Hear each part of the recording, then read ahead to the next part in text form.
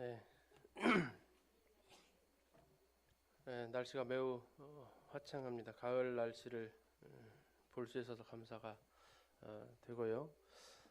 이 맑은 가을 하늘만큼이나 우리들의 마음이 주님을 향해서 이렇게 맑게 개었으면 걱정하시는 것들 또 고민 이런 부분들이 맑게 개인 하늘처럼 참 화창한 날이었으면 좋겠습니다. 오늘은 느헤미야를 통해서 본 교회 회복의 원리 5번째 시간인데요. 이 말씀을 통해서 오늘 같이 교제하도록 하겠습니다. 우리 4번에 걸쳐서 느헤미야를 좀 살펴보았습니다. 첫 번째 1장 1절에서 4절까지를 통해서 느헤미야가 비록 타국 땅에 있었지만 늘 자신의 고국을 생각하고 있었고 또 자신의 민족들을 생각하면서 그가 그들의 관심을 두고 있었음을 보았습니다. 그러다가 교회 형편을 들었을 때에 그는 정말 고통당하고 있는 그들의 소식에 함께 눈물을 흘릴 수밖에 없었고 함께 고통을 나누는 것을 보면서 그러나 그가 고통 가운데 머물러 있던 것이 아니라 이제 그가 하나님 앞에 기도함으로 이 문제를 해결해 나가는 그런 출발을 하는 것을 같이 이렇게 보았습니다. 그러면서 이제 우리도 항상 우리의 마음 가운데 하나님의 교회에 대한 관심과 또 주변 성도들에 대한 그런 관심을 우리가 가져야 될 것을 생각하면서 우리가 또 특별히 기린노 교회에 몸담고 있기 때문에 기린노 교회를 위한 기도를 우리가 또 해야 될 것을 같이 말씀을 드렸습니다. 두 번째 1장 5절에서 11절까지의 말씀을 통해서 느헤미야가 어떻게 하나님 앞에 기도했는가 이걸 살펴봄으로써 우리가 하나님 앞에 기도할 때에 어떻게 기도해야 되는가를 또 같이 이렇게 살펴보았습니다. 우리의 기도 가운데 첫 번째가 바로 하나님을 기억하고 이 기도를 들으신 하나님이 어떠하신 분인지를 찬양하는 기도의 대상이 하나님이시기 때문에 여기에 대해서 우리가 먼저 분명하게 그분에 대해서 알아야 하기 때문에 그분의 어떠하심을 먼저 찬양하는 것을 살펴보았고 두 번째 그는 기도의 가장 큰 장애물이었던 이 죄를 하나님 앞에 자백을 하는데 예루살렘 성전이 회파되어지고 이렇게 자신들이 포로로 끌려온 어쩌면 포로로 끌려온 것이 느헤미야 태어나기 이전이기 때문에 느헤미야에게 있어서는 포로로 끌려온 것 자체가 자기의 어떤 잘못을 인정하기에는 참 억울하죠. 그러나 느헤미야의 입장에서는 그렇지 않았다는 이런 모습들 자신들의 조상들의 죄와 또 현재의 모습의 죄가 자기의 죄라는 것을 같이 공동으로 인식하고 있었던 그럼으로써 함께 이 죄를 자백하는 이 모습 특별히 하나님의 말씀을 모르고 또 하나님의 말씀을 어겼던 이 죄악을 회개하는 모습을 보게 되었습니다. 이제 세 번째 그는 하나님의 약속을 의지해서 신명기에 나타난 비록 죄를 지을지라도 회개하면 회복시키시겠다고 하셨던 그 하나님의 약속을 의지해서 다시 그가 하나님 앞에 기도하는 이런 모습을 보게 되고 그 기도를 하나님 앞에 드리면서 이제 자기가 이 이스라엘의 회복을 위해서 무엇인가를 하고자 하는 그런 마음을 그가 서원하게 되고 이제 이 일로 인해서 왕 앞에 은혜를 얻을 수 있도록 하나님 앞에 또 구하는 것을 보았습니다. 4개월이라는 시간이 이제 지나가고 느헤미야는 왕 앞에 다시 서게 됩니다. 4개월의 시간 동안 그는 기다릴 수 있었습니다. 내 때가 아니라 하나님의 때를 우리가 중요한 것은 하나님의 시간을 우리가 알아야 된다라는 거고요. 그때까지 우리가 기다리는 자세가 필요하다는 것을 보았습니다. 그럼 기다리면서 우리는 어떻게 하느냐? 기다리면서 바로 하나님의 마음을 우리는 알게 되는 기도하는 사람에게 하나님의 마음을 나타내시기 때문에 기도하면서 하나님의 그 마음이 어디에 있는지를 알게 됩니다. 그리고 이제 기도했을 때에 자신이 이 기도한 것을 이룰 수 있는 그러한 순간이 찾아왔을 때 평소에 기도했던 사람들은 그 순간에 초점을 흐리지 않고 자신이 무엇을 원하는지 자신이 왜 그걸 원하는지 분명하게 이야기함으로써 이제 결정적인 순간에 하나님으로부터 응답을 받게 되는 이런 것을 또 살펴보았습니다. 끝으로 그가 이렇게 말할 수 있었던 이유가 4개월이라는 기도하는 그 시간 동안에 기도하면서 자기가 이 일을 어떻게 해 나갈 수 있을지에 대해서 많은 준비를 하면서 시간 계산 또 필요한 재료 계산, 동역자들 계산하는 이런 모든 과정들을 이 4개월의 시간 동안에 그가 준비했던 것을 돌아보면서 역시 또한 우리가 교회 회복을 위해서 기도할 때에 어떻게 해야 될지를 같이 이렇게 살펴보았습니다.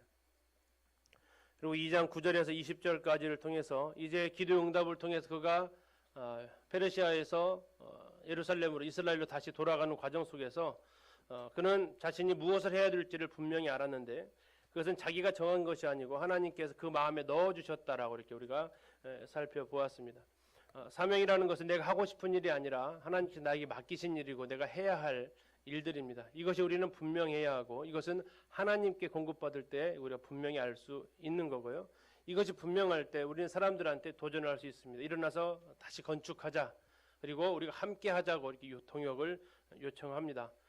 독불장군식의 어떤 일이 아니라 함께 동역하는 가운데에서 진행하게 되고 이러한 일들을 진행함에 있어서 늘 우리에게 방해를 하는 대적자들이 있죠. 그들은 우리들의 무시하고 또는 우리를 조롱하고 거짓말로 협박하고 이런 일들을 일삼습니다.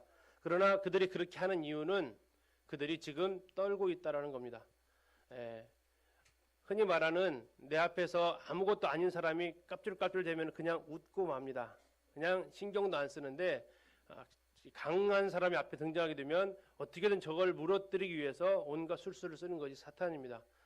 사탄은 우리의 등장에 긴장하고 있습니다. 기도하는 사람에 긴장하고 있습니다. 우리가 기도할 때에 그들은 가진 모략으로 우리를 무너뜨리려는 시도를 하게 됩니다. 그때 이제 느헤미야는 분명하게 얘기를 하죠. 하나님께서 이 일을 시키셨고 하나님의 종인 우리가 이 일을 완성할 것이고 너희들은 여기 아무 분깃도 없다라고 단호하게 이야기를 합니다.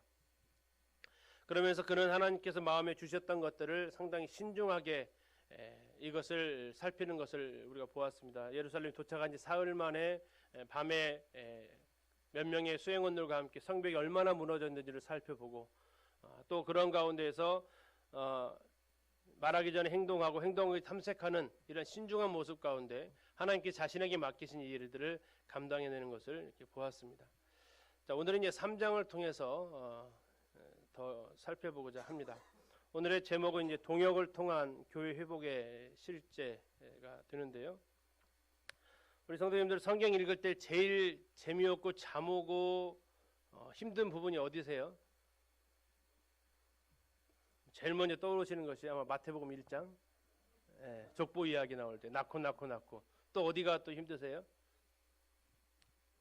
성경 읽어보시면 아시겠지만 역대상 1장에서 한 8장까지 숱한 이름들이 계속해서 나오는 뭐 그런 장면이라든지 또 어디 기억나세요? 로마서 8장이요? 재미없는 부분. 또 어디 기억나세요? 뭐 에스라서 한 2장 뭐 보시면 뭔 사람들의 이름만 잔뜩 이렇게 써놨는가 뭐 이런 싶을 때가 있습니다. 오늘 읽으실 본문이 좀 그래요. 누구 말해도 재미가 되게 없어요. 그런데요 알고 읽으면요 흥분돼요. 오늘 느헤미야 3장을 읽으실 텐데요. 미리 예방주사를 놓습니다. 아우 지루해. 사람 이름에 맨 그 다음에 막 이런 단어만 나오는데 근데 알고 읽으면 상당히 흥분됩니다. 제 개인적으로 흥분되는 책 중에 본문 가운데 하나가 바로 이 느헤미야 3장입니다. 느헤미야 3장 1절에 32절까지 또 길기도 해요. 길기도 하는데 이 저를 읽으면서 숙제를 좀 드리겠습니다. 자, 보물 찾기를 좀 해보실 거예요. 3장을 읽으시면서 자, 어떤 보물을 찾냐면요. 특별한 사람들이 좀 나와 있어요. 사람의 이름을 소개할 때 뭐뭐한 누구 이렇게 소개해 주는 게 있어요. 그냥 이름만 나오는 사람도 있지만 그 사람을 꾸며주는 이런 뭐 직업으로 꾸며주든지 뭘로 꾸며주는 말이 있습니다. 그 사람들을 한번 집중해서 한번 살펴보시고 두 번째 이름이 반복되는 사람이 나오고 있습니다. 이름이 반복이 돼요. 6명 정도가 반복이 되는데 한번 살펴보시고 세 번째 눈에 띄는 단어들이 있어요. 눈에 띄는 단어들 읽어보시면 그런 단어들 계속 반복되는 것 같은데 뭐 하나씩 이렇게 툭툭 튀는 보물찾기가 그 재미 아닙니까? 다 아무것도 없는 것 같은데 하나씩 툭툭 있는 그런 모습, 그리고 제일 쉬울 텐데 제일 많이 나오는 단어 한번 찾아보시면서, 자, 느헤미야 3장 이름이 많이 나오기 때문에 약간 혀가 안 돌아가실 수 있겠습니다. 입을 한번 푸시죠. 입 근육을 한번 푸시고, 우리 형제님들이 1절, 자매님들이 2절 해서 32절까지 한번 읽어보도록 하겠습니다. 자, 준비되셨죠? 자, 이거 찾아보면서 한번 읽어보십시오. 시작.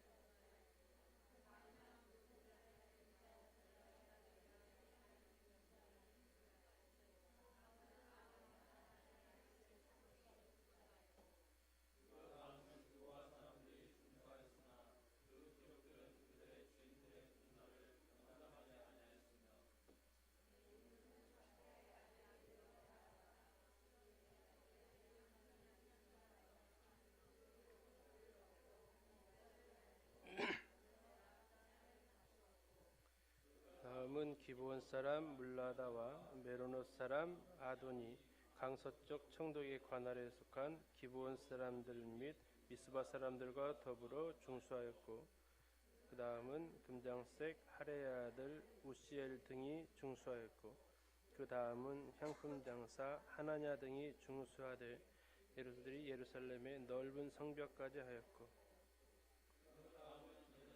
지방의 절반을 다스리는 후르의 아들 르바야가 중수하였고,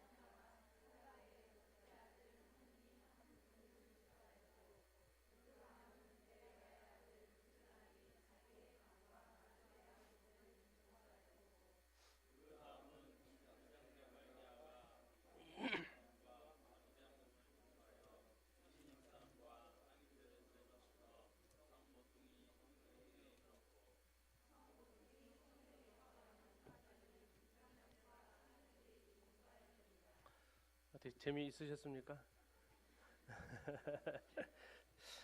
예, 흥분 드셨어요?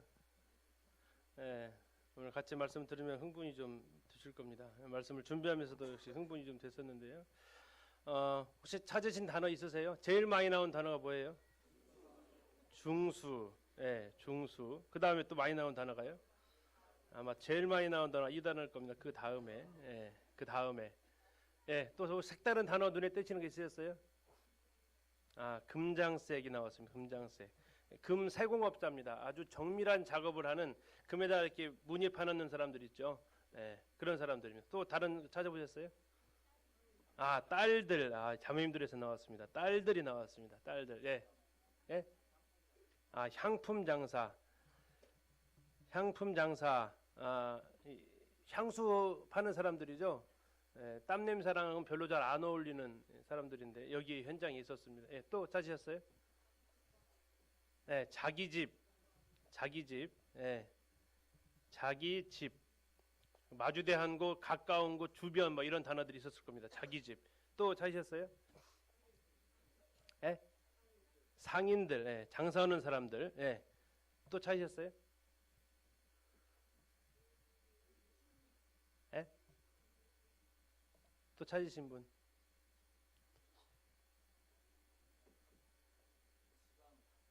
다스리는 사람들이 있었습니다. 다스리는 사람들. 예, 다스리는 사람들이 있었어요. 예, 또 찾으셨어요? 망대. 예, 망대에 있었고요. 장소죠. 망대. 예, 또 있으셨어요? 예? 중수? 예, 있고. 잘 안 들립니다. 제사장. 예, 제사장들이 했다. 예, 또 있으셨어요? 자물쇠 빗장. 이건 이제 문을 건축할 때 6개의 문이 나오는데 이 문을 할 때마다 자물쇠 빗장을 갖추었다. 문에는 반드시 있어야 되는 거죠. 예. 문 건축할 때. 예. 또 예? 아들. 혹시 몇째 아들인지 혹시 기억나세요? 6째 아들이 나왔습니다. 6째 아들. 6째 아들. 큰 아들이 아니고 6째 아들이 나왔어요. 또 있으세요? 건축했다. 예. 중수와 건축이 이제 반복이 되는데 중수는 덜 부서진 곳을 좀 더 올리는 거, 흔히 말하는 리모델링이고, 건축은 다 부서져 가지고 새로 세우는 거, 이것을 이제 건축이라고 합니다. 또 찾으셨어요? 예? 예, 거기 부담하전 5절에 한 사람들 나오죠. 예, 귀족이 나옵니다. 귀족. 예, 귀족이 나와요. 예, 또 찾으셨어요? 지금 보시니까 보물을 한 반절 정도 찾으신 것 같아요. 예. 자, 그러면 이제 이런 내용들을 가지고 이게 지금 찾으신 건데요. 이 내용들을 가지고 좀 더 살펴보도록 하겠습니다. 오늘 주제는 동역을 통한 교회 회복의 실제에서 1절부터 32절까지의 본문을 같이 보셨고요. 거기에는 참 많은 사람들의 이름이 나왔습니다. 예루살렘 성벽을 건축하는 이 일에 한두 명이 수고한 게 아니고 어떤 때는 개인의 이름으로 나와 있고 어떤 때는 마을 사람들이 나와 있고요. 어떤 때는 한 직업군이 나와 있습니다. 이러한 함께 일하는 가운데에서 어떻게 이것이 이 예루살렘 성벽이 다시 52일이라는 이 짧은 시간 안에 건축되어질 수 있느냐. 자, 이러한 내용들을 통해서 교회 회복을 우리도 이제 중수해야 될 것이 있고 아니면 새로 건축해야 될 부분들이 아마 있을 것을 생각하게 됩니다. 다음에 이제 우리가 더 3장을 다시 한번 읽을 거예요. 다음 시간에는 우리가 건축해야 될 곳, 중수해야 될 것이 어딘지를 좀 살펴볼 거고요. 오늘은 그 내용이 아니라 이 사람들이 어떻게 이 일들을 같이 동역했는가를 살펴보려고 합니다. 자, 1절을 먼저 보시면 그때 대제사장 엘리야십이 그의 형제 제사장들과 함께 일어나 양문을 건축하여 성별하고 문짝을 달고 또 성벽을 건축하여 한메아 망대에서부터 하나넬 망대까지 성별하였고 이렇게 나와 있습니다. 자, 빨간색으로 뭐가 써 있습니까? 대제사장 엘리야십. 자, 동역을 통한 교회 회복의 실제 첫 번째 키워드는 뭘까요? 첫 번째 키워드는 바로 인도자들의 모범에서 동역은 회복은 시작이 된다는 것입니다. 제일 처음에 3장 1절에 제일 먼저 언급된 사람은 대제사장 엘리야십이었습니다. 우리 2장 18절을 잠시 가서 한번 보시면 바로 앞에 있습니다. 2장 18절 보시면 백성들이 이렇게 얘기합니다. 그들의 중간에 그들의 말이 뭐가 자겠습니까? 일어나 건축하자 했어요. 그들의 말이 일어나 건축하자 했습니다. 자, 그러면 누가 제일 먼저 일어났어요? 3장 1절에 보니까 그때에 일어나 건축하자 말을 나오니까 그때 제일 먼저 일어난 사람이 대제사장 엘리야십이 먼저 일어납니다. 그리고 그의 형제 제사장들과 뒤에 보면 함께 일어났다고 얘기하고 있습니다. 2장 18절에서 자, 우리가 이 성벽을 건축하자, 일어나서 건축하자 했을 때 제일 먼저 자리를 박차고 일어난 사람은 대제사장 엘리야십이었다고 성경은 기록하고 있습니다. 대제사장 엘리야십은 느끼실 수 있는 것처럼 이스라엘 영적인 지도자입니다. 이스라엘의 영적인 최고의 위치에 있었던 총책임을 맡고 있었던 사람이 바로 대제사장 엘리야십입니다. 그는 느헤미야의 이 동역의 요청에 제일 먼저 일어서게 됩니다. 리더십이라는 것은 앞으로 가가 아니라 나를 따르라고 외치는 것입니다. 리더십이라는 것은 내가 먼저 한 발 앞서서 어려움 속으로 뛰어 들어가는 것이 리더십입니다. 사람들을 몰아서 세우는 게 아니라 내가 먼저 한 발 앞장서서 나아가는 것을 성경에서는 리더십이라고 얘기하고 있습니다. 베드로전서 5장 3절에서는 교육 가운데 이렇게 베드로 사도가 노사도가 권면을 합니다. 장로들에게 이야기를 합니다. 주장하는 자세로 하지 말고 오직 양무리의 본이 될 것을 이야기하고 있습니다. 교회 안에서 장로들이 해야 될 제일 중요한 것은 본을 보이는 것이라고 성경은 기록하고 있습니다. 돌격 앞으로가 아니라 나처럼 해보자고 나를 따르라고 말할 수 있는 것이 성경에서 말하고 있는 리더십입니다. 왜 그러냐면 우리의 먼저 되신 예수님께서 베드로서 2장 21절에 예수님께서 본을 끼쳐서 그 자취를 따라오게 하셨다라고 말씀해 주셨습니다. 자신이 먼저 시범을 보이셨고 자신이 먼저 그 길을 가셨습니다. 그리고 우리 보고 그 길을 따라오도록 하신 것입니다. 내가 가보지 않은 길을 가라고 재촉하지 않습니다. 내가 해보지 않은 일을 하라고 촉구하지 않습니다. 리더는 먼저 그 일을 경험하고 먼저 그 일을 기도하고 먼저 그 일을 체험한 후에 그 다음에 일어나 함께하자라고 요청합니다. 사도 바울은 내가 그리스도를 본받은 것처럼 너희는 나를 본받으라고 이야기하고 있습니다.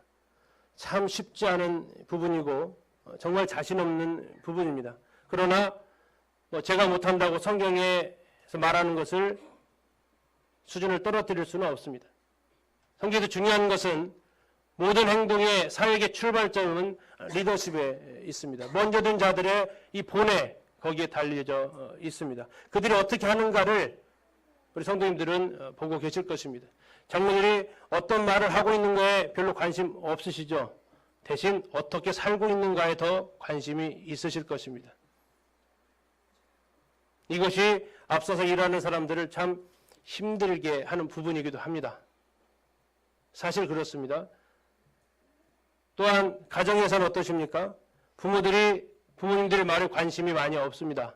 대신 부모님들이 어떻게 사시는지를 보십니다. 예배를 잘 드리라는 그 말에 관심이 없습니다. 부모님들이 어떻게 예배를 드리고 있는지를 자녀들은 보고 있는 것입니다. 성경 읽으라는 말이 아니라 부모들이 집에서 성경을 어떻게 대하고 있는지 이것에 자녀들은 더 관심이 있다는 것입니다. 교회 학교에서는 어떻습니까? 아이들이 선생님들의 가르침보다는 선생님의 삶을 지켜보고 있다는 것을 기억하십시오. 소그룹에서는 어떻습니까? 소그룹에 있는 형제 자매들이 소그룹 안에서 수고하는 리더들의 그 삶을 지켜보고 있다는 것을 우리는 기억해야 됩니다. 리더라는 자리는 말하는 자리가 아니라 먼저 움직이는 자리입니다. 리더와 보스의 차이를 아십니까? 리더와 보스의 차이. 어느 사람이 이런 그림으로 한 장으로 표현을 했습니다.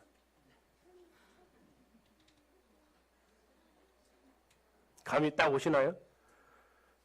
리더이십니까? 보스이십니까? 우리 가정에서 나는 리더입니까? 보스입니까? 교회 학교에서 나는 리더입니까? 보스입니까?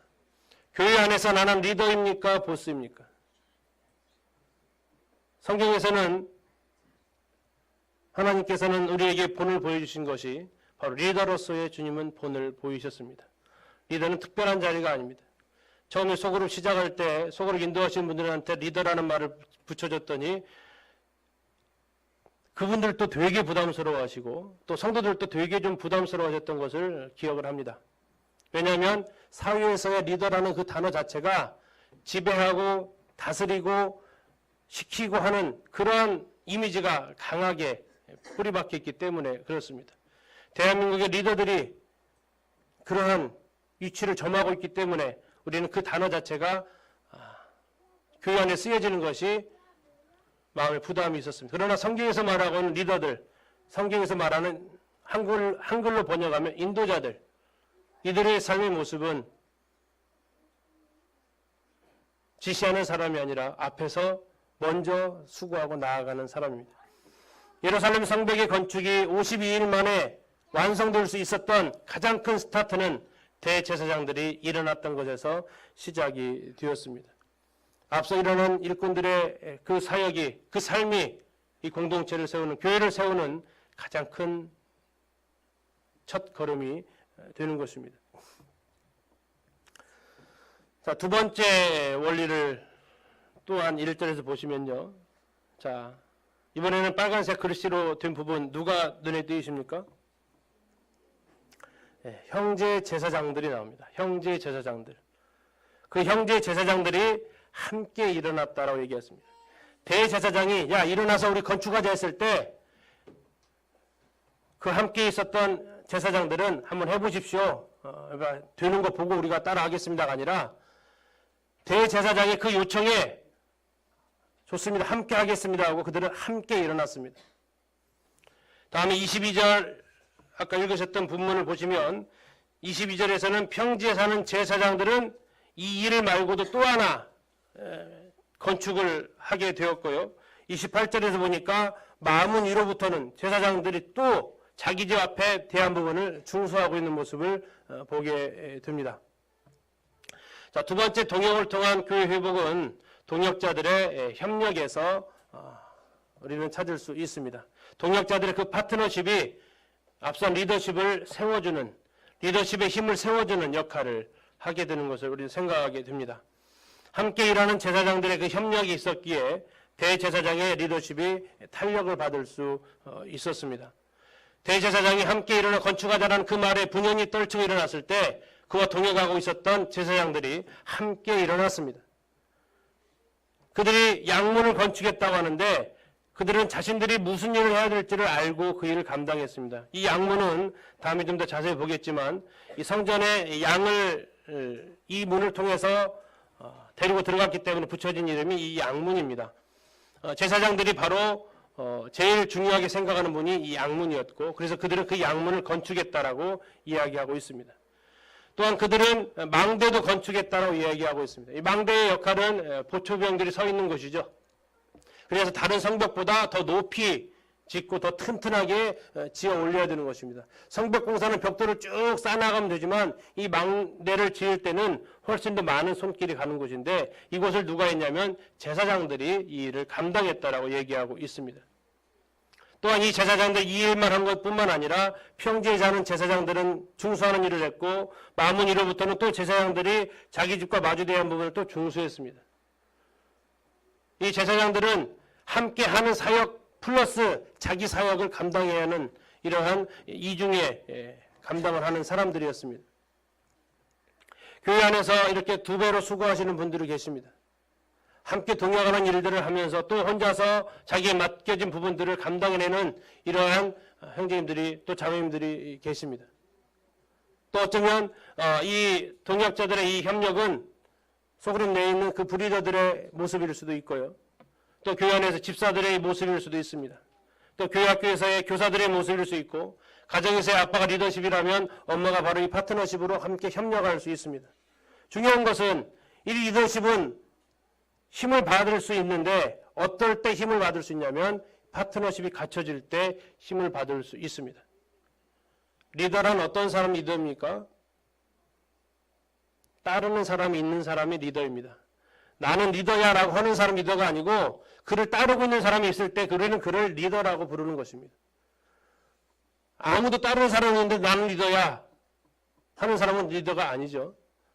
자, 리더는 누가 세워주냐면 바로 옆에서 함께 동역해주는 대제사장을 동역해줬던 제사장들이 대제사장 리더십을 세워줬던 것처럼 교회 안에서의 장로들의 리더십은 함께 동역하는 집사들이 세워주는 것이고, 소그룹에서 리더들의 리더십은 부리더들이 세워주는 것이고, 교회 학교에서 교사들이 바로 부장교사들의 리더십을 세워주는 것입니다. 가정에서는 우리 엄마들이, 아내들이 남편의 리더십을 세워줘야 하는 것입니다. 이럴 때 회복은 시작이 되어질 수 있습니다. 제일 회복이 가로막는 이유는 이들끼리 서로 다툴 때입니다. 장로와 집사들의 사이가 좋지 않다. 리더와 부리더가 서로 마음이 불편하다. 아빠와 엄마 사이가 안 좋다. 이것은 이미 깨어져 가기 시작하는 공동체의 모습입니다. 하나님의 교회, 기독교회 안에서의 이 리더십이 세워지고 그 리더십을 지탱해주는 파트너십이 함께 떠받쳐주고 있을 때 이 공동체는 튼튼하게 나아갈 수 있습니다. 대제사장 엘리야십이 먼저 일어났습니다. 그리고 그의 요청에 제사장들이 함께 일어났습니다. 그럼으로써 이제 이 성벽 건축이 스타트가 되는 것입니다.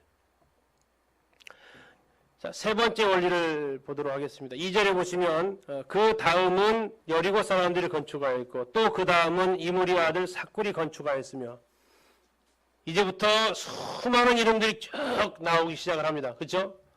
네, 많은 이름들이 거기에서 이제 등장을 하게 되는데 여기에서 이제 세 가지 원리를 좀 더 뽑아보게 되었습니다. 자, 여기 보면 많은 사람들의 이름이 나오는데 혹시 몇 명인지 세어보셨어요? 네, 못 세어보셨죠? 어쩌면 셀 수도 없습니다. 뭐 아들들 이렇게 했기 때문에 몇 명인지 잘 모르겠고 마을 사람들 했기 때문에 몇 명인지 모릅니다. 그럼 어쨌든 이 많은 사람들이 이제 이 건축 사역에 동역을 하게 되는데요. 자, 그 다음은 여리고 사람이 건축했다라고 얘기하고 있습니다. 예루살렘과 여리고 가까울까요? 멀까요? 예루살렘과 여리고 거리가 어떻게 될 것 같아요? 네, 한참 멉니다. 상당히 먼 거리를 내려가야만 예루살렘에서 내려가야 돼요. 예루살렘은 평균 해발 800m 위에 있습니다. 여리고 평균 해발 마이너스 200m입니다. 이게 예루살렘에서 여리고까지, 아니 여리고에서 예루살렘까지 올라가면 1000m 산을 등산하는 것과 같습니다. 평지를 가는 게 아니고 1000m를 올라가서 할 수 있는 공사입니다. 자, 그런데 대제사장과 제사장이 건축한 그 다음을 누가 맡았어요?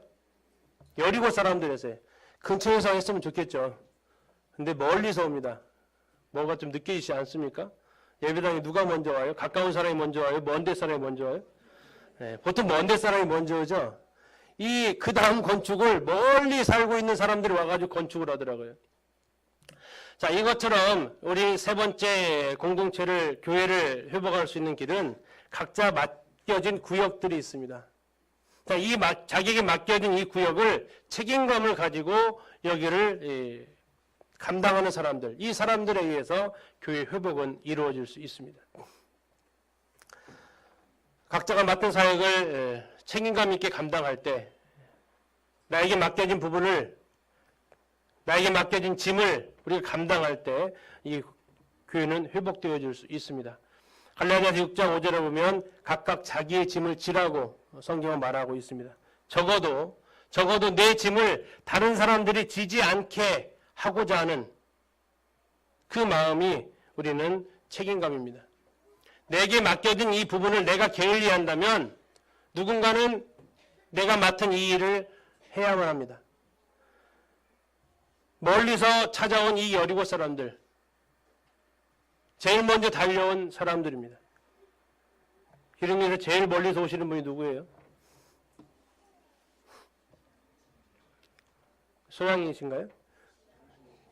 아, 진안. 예, 진안 정읍 그런가요? 예, 딸과 엄마가 제일 멀리서. 예, 멀리서 오지만 내게 맡겨진 부분이기 때문에 그것에 대해서 게으르지 않고 먼저 출발해서 먼저 도착해서 그 일을 감당하는 사람들의 수고. 왜? 이것이 나에게 맡겨진 일이기 때문에. 나에게 책임지어진 이 일을 해야 하는 이 부분, 우리가 이 공동체 교회를 회복할 수 있는 세 번째 열쇠이기도 합니다.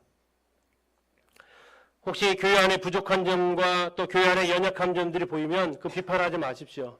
그 비판한다는 것은 나는 이 공동체 일원이 아니라는 것입니다. 우리 성도님들 내 몸이 아프면 그 아픈 몸에다가 어떻게 하십니까? 고치려고 하십니까? 너는 그것도 아파가지고 어떻게 하냐면서 그 아픈 부위를 공격하십니까?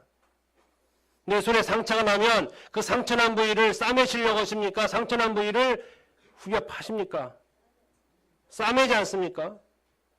교회 안에 내가 뭔가 보니까 부족해 보이면 저건 왜 아무도 일을 안 하는 거야? 이게 아니라는 것입니다. 지금 그렇게 하는 것은 내 몸에 상처가 났는데 그걸 상처를 더 벌리고 더 후벼 파는 것입니다. 자기 몸을 그렇게 하는 사람은 없습니다. 내 몸에 상처가 나면 거기를 어떻게든 약을 바르고 밴드를 붙여서라도 봉합시키려는 것입니다. 이게 그 몸을 가지고 있는 모든 사람들이 하고 있는 것입니다. 교회 안에 부족한 점이 보이면 비판하지 마십시오. 내 눈에 보였다는 것은 무슨 의미입니까? 내가 그걸 담당하라는 거예요. 왜 교회 안에 청소가 잘 안 되지? 내가 일찍 좀 나와서 청소하라는 겁니다. 왜 이렇게 방석이 널려져 있고 내가 먼저 와서 좀 치우라는 거예요. 누가 청소 안 해서 그렇지 않습니다. 신발이 막 너저분하게 게 널려 있습니까? 내 눈에 띄었습니까? 내가 거기서 놓으라는 거예요. 그게 나에게 맡겨주신 하나님께 보여주신 거라는 거예요. 왜 이렇게 정리정돈도 못하고 이렇게 비판하고 하는 것, 내 상처를 후벼 파는 것입니다. 나에게 보여주신 부분이 있다면 그걸 그냥 감당하시면 돼요. 그럴 때 교회가 회복이 되어집니다. 그러는 순간에 누구를 탓하고 원망하고 했을 때 회복이 되어지는 거예요. 더 고통스러워집니다. 교회 회복을 위해서 내가 담당해야 할 부분이 어디인지 한번 생각해 보십시오. 교회 안에서 나에게 주어진 은사가 무엇인지 아십니까? 양육을 하면서 가끔씩 놀라는 것이 구원받은 지 5년, 10년이 됐는데도 은사에 대해서 모르시는 분들이 너무 많다라는 것이에요. 우리 성도님들 내 교회 안에서 은사가 무엇인지 분별하셨습니까? 왜 사회에서 직장 없는 것은 그렇게 애통해하면서 청년들 직장 구하기 힘들죠? 직장 못 구하는 것을 그렇게 애통해하면서 교회 안에 놀고 있는 것은 아무 마음 가운데 부담이 없어요. 이것은 우리에게 심각한 부분인 것입니다. 교회 안에서는 각자에 맡겨진 은사가 있습니다. 없는 사람 단 한 명도 없습니다.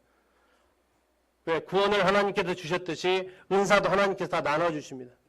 우리가 모르는 것은 관심이 없었기 때문이고 우리가 모르는 것은 거기에 대해서 우리가 해보지 않았기 때문입니다. 내 눈에 보여주시는 대로 해보십시오. 그때 은사가 발견되어질 수 있습니다. 더 나아가서 교회 안에서 내가 돌아볼 영혼이 누구인지를 한번 생각해 보십시오. 그것이 VIP일 수 있습니다. 하나님을 알고자 해서 나온 사람일 수도 있고 연약한 성도일 수 있습니다. 내가 돌봄을 받고 싶어서 나오는 곳일 수도 있지만 더 중요한 것은 그러한 마음으로 가득한 성도들이 모이는 곳에는 불평밖에 없습니다. 그러나 내가 돌아보고자 할 때, 돌아보고 싶은 마음으로 나올 때 교회는 사랑으로 넘치게 됩니다. 교회에 사랑이 없다고 느껴지십니까? 이미 내가 사랑을 받고 싶어서 오기 때문에 그렇습니다. 사랑하고 싶어서 오는 분들은 사랑의 결핍을 모릅니다. 그런데 사랑이 식었다. 내가 사랑하지 않고 있다는 겁니다. 사랑을 받고 싶어하는 그 순간 우리는 사랑의 결핍을 느끼게 되고 그러면서 화살을 교회를 향해서 돌리게 됩니다. 그러나 기억할 것은 교회는 그렇게 해서 세워지지 않습니다. 사랑을 받고 싶은 마음으로 와서 교회가 세워지지 않습니다. 내가 사랑하고자 했을 때 교회가 세워집니다. 흔히 말하는 내 헤어스타일 바뀐 거 안 알아주면 섭섭한가요? 내가 새 옷 입고 왔는데 아무도 그걸 몰라주면 서운한가요? 작년에 산 옷을 입고 왔는데 새 옷 샀네? 하면 혹시 서운하신가요? 네, 그것이 아니라 내가 이제 먼저 좀 알아주는 것입니다. 관심 가져주시고 건강한 교회는 노는 사람이 없는 교회입니다. 건강한 교회는 모두가 각자 하나님께서 맡겨주신 그 일을 감당하는 것입니다. 기린노 교회가 회복되어지기를 원하십니까? 기린노 교회가 하나님 안에서 건강한 교회가 되기를 원하십니까? 그러면 우리의 각 부분이 건강해야 합니다. 내가 혹시 아파 있다면 기린노 교회 전체가 환자입니다. 우리 양호 선생님이 다리 다쳤잖아요. 환자죠. 왜요? 다른 데는 다 건강하거든요. 어디만 다쳤어요? 발목 인대만 다쳤어요. 그래도 환자예요. 교회 안에 모든 성도들이 다 건강한데 내가 병에 걸렸다. 기린노 교회가 환자인 것입니다. 우리는 각 개인의 신앙이 하나님 앞에 바로 설 때 건강한 교회로 나아갈 수 있습니다. 나에게 맡겨진 일들을 감당하고 있을 때 하나님께 나에게 맡겨주신 부분을 우리가 수고하고 있을 때 교회는 건강해질 수 있습니다. 자, 이제 제일 많이 나왔던 단어가 나왔습니다. 뭐죠? 네, 그 다음. 몇 번 나오고 세보셨어요? 예, 31번 나왔습니다. 자, 이 그 다음이라는 단어를 묵상하면서, 이 회복은 연합을 통해서 이루어진다는 것입니다. 각각의 성도들이 튼튼해요. 근데 문제는 이 각각의 튼튼한 성도들끼리 연합되어지지 않으면 그 공동체는 금방 무너지게 되어 있습니다. 오히려 다투게 됩니다. 그래서 성경은 말하고 있습니다. 그 다음은 쌓고 그 다음은 쌓고. 그럼 벽들이 쌓아보셨죠? 어떻게 쌓아집니까? 이따 한번 보여드릴게요. 그 두 개 중에서 미리 좀 볼까요? 혹시 이렇게 쌓는 벽들 보셨어요? 별로 부담을 안 느끼시는 것 같아요. 이거 좀 더 올라가면 어떨 것 같아요, 느낌이? 왠지 편안해 보이십니까? 왜 불안해 보이죠? 네. 네, 각자 자기 마이웨이를 가고 있어요, 지금. 그죠? 각자 그냥 자기 위에만 계속 쌓아 올라가 각자 마이웨이를 가고 있어요. 네, 이 벽돌 그림 찾기가 되게 힘들었습니다. 각자 마이웨이를 가고 있어요. 처음에는 괜찮아요. 가는 것 같아요. 더 올라가면요. 이게 이제 불안해지는 거예요. 언제 넘어질지 모르는 게. 그러나 이 사진은 우리에게 어떤 마음을 줍니까? 안정감을 줘요. 왜 이게 안정되어 보입니까? 그렇죠. 서로 이어져 있다는 얘기예요. 서로 맞물려서 있다는 얘기예요. 이게 만약 한 줄로 세워졌다면 저 집 앞에 지나갈 때 참 걱정됩니다. 바람 부는 날을 더 걱정됩니다. 예. 아무 일 없을 때는 괜찮죠. 예. 그런데 바람이 불거나 비가 치면 이런 집은 불안합니다. 이것은 우리에게 뭘 말해주고 있습니까? 이 연합이라는 것은 서로 연결되어진다라고 성경은 말하고 있습니다. 우리 각각의 성도들이 연결되어집니다. 에베소 2장 21절에 이렇게 말씀하고 있습니다. 서로 연결하여 주 안에서 성전이 되어간다. 에베소 4장 16절에서는 온몸이 머리로 말미암아 서로 연결이 되고 결합되어진다라고 얘기하고 있습니다. 성경은 독불장군을 말하고 있지 않습니다. 우리가 서로 연합되어져야 될 것을 말하고 있습니다. 갈라디아서 6장 1절과 5절을 보면 6장 5절에서는 각각 자기의 짐을 지라고 말한 반면 6장 1절에서는 서로 짐을 지라고 얘기하고 있습니다. 각자 자기의 짐을 지면서 서로의 짐을 져주는 이게 바로 연합이고 연결되어진 모습입니다. 신앙은 홀로 달리기입니다. 주님과 개인적인 관계입니다. 마라톤이라고도 합니다. 그러나 기억할 것은 성경은 또한 신앙을 이어 달리기라고 말하고 있습니다. 디모데에게 부탁하기를 이것을 충성된 사람에게 가르쳐라. 그러면 그 사람이 또 다른 사람을 가르칠 수 있을 것이다라고. 세대 간의 단절이 없는, 지금 세대와 다음 세대가 단절이 없는 계속해서 연결되어지는 이어달리기 모습을 말하고 있습니다. 또한 다음 세대의 연결뿐만 아니라 성경에서 전도서 4장 12절에서는 삼겹줄은 끊어지지 않는다라고. 한 사람이면 패하고 두 사람이면 능히 당할 수 있겠으나 삼겹줄은 끊어지지 않는다라고 우리끼리 또한 연합을 말해주고 있는 것입니다. 이 교회는 한 세대에만 있어서는 되지 않습니다. 우리 자녀들의 세대, 그리고 그 자녀들 그 다음 세대에 이르기까지 우리는 주님이 오시지 않는 한 이 아름다운 교회의 모습을 이어줘야 됩니다. 이게 우리의 책임이고, 기독교회가 지금 30여 년의 역사가 아니라 더 나아가서 300여 년의 역사가 이르기까지 남아있는 이 교회의 모습이 되어지기를 소원합니다. 이게 바로 이어달리기입니다. 나에게 맡겨진 경주를 완주하면서 그 바톤을 또 다음 세대에게 넘겨주면서 내가 이 가르친 것을 또 가르치고 그들이 또 가르치면서 연결되어지는 연합. 아울러서 나 혼자의 홀로서기, 로마서 14장 22절에 각자의 믿음을 가지고 있어야 되는 그 믿음과 아울러서 세겹줄로서의 연합되어진 그 믿음, 그러므로서 우리가 넘어진 자를 일으켜 세워줄 수 있는 그 연합, 이것이 바로 우리를 튼튼하게 세워져 가게 됩니다. 서로 맞물려 있는 것의 장점은 무엇입니까? 한쪽이 넘어지려고 할 때 지탱을 해주는 힘을 가지고 있다는 것입니다. 이게 바로 연합입니다. 각각의 재료가 튼튼해야 됩니다. 튼튼한 집은. 그리고 각각의 재료가 튼튼하면서 각각의 재료가 어울려 있어야 됩니다. 서로 지탱해주고 있어야만이 그것이 튼튼한 집을 갖출 수 있는 모델이 되는 것입니다. 성도님들에게 있어서 중요한 부분 중에 하나가 우리들의 개인의 신앙이 하나님 앞에 바로 서 있는 것이 굉장히 중요합니다. 연합은 되어져 있는데, 연합이 되어져 있는데 그 중에 흔히 말하는 부실부실한 돌이 끼어 있다. 어떻게 될 것 같아요?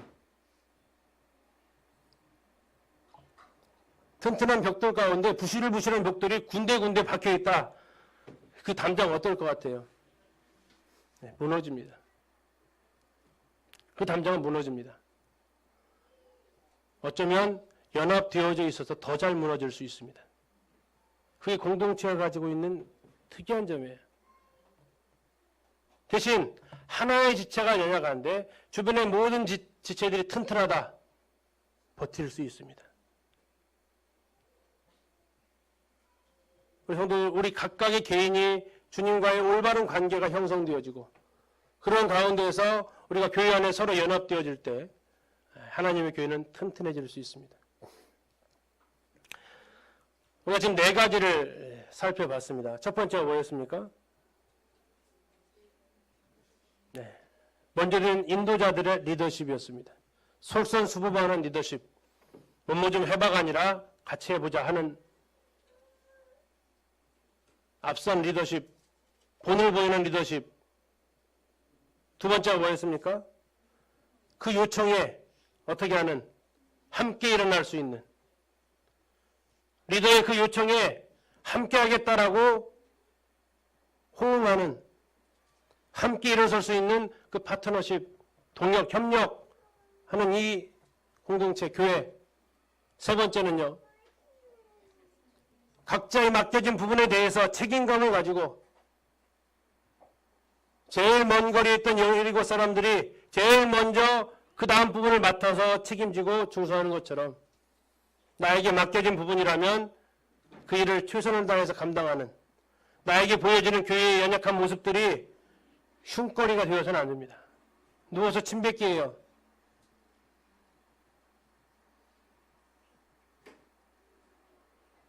제가 인도원의 박망현님을 좋아하는 이유 중에 한 개가 뭐냐면 밖에 나와서 절대 인도원 교회 흠을 얘기하지 않아요. 근데 제가 가봤잖아요. 네, 인도원 교회 가봤거든요. 그 뒤는 얘기 않겠습니다. 근데 나와서는 흠을 얘기하지 않아요. 자랑만 해요. 그래서 성도님들 어떠십니까? 기름동 교회 자랑하고 다니십니까? 아이, 교회가 말이야, 이게 이러고 다니십니까?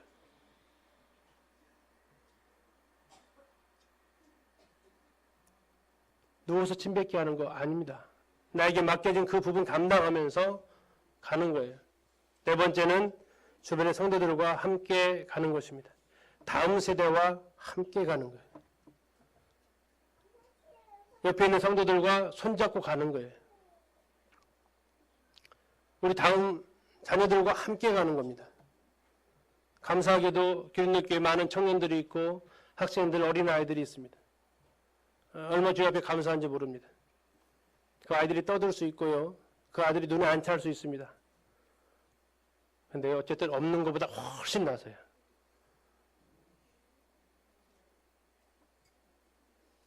소가 없으면 구유는 깨끗하지만 소로 인해 얻는 것이 없다라고 말씀하고 있습니다.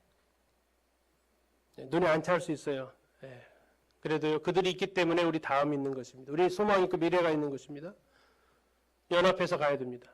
독불장군식으로 혼자 달려가는 거 아닙니다. 성도들과 연합, 다음 세대와 연합이 이 교회를 더 튼튼하게 만들어갈 것입니다. 이제 5번째를 가야 되는데 시간이 다 됐습니다. 5번째를 갈 때 흥분이 드는데 5번째를 못 갈 것 같아요. 내용이 상당히 많은데요. 아까 했던 그 사람들을 다 끄집어 내야 됩니다. 그 단어들을 다시 한번 생각해 봐야 되고요. 그래서 주어진 시간이 다 되었기 때문에 그 부분은 다음 시간에 좀 살펴보도록 하겠습니다. 오늘 동역을 통한 교회 회복의 실제 4가지 모았습니다. 첫 번째가 인도자들의 모범, 리더십. 두 번째가 인도자들의 협력, 파트너십. 세 번째가 각 사람들의 책임감. 네 번째가 주변 성도들과 다음 세대와의 연합. 마지막이 궁금하시죠? 드라마 끝날 때 예고해 주는 것처럼 예고하겠습니다. 5번째는 모든 성도의 참여입니다. 10개의 부류의 사람들이 등장합니다. 그리고 마이너스 알파가 한 명 있습니다. 플러스 알파면 좋은데 마이너스 알파가 있는데 이거 해당되지 않기를 소원하고요. 그래서 다음 시간에는 바로 이 부분에 대해서 같이 이렇게 살펴보도록 하겠습니다. 감사합니다.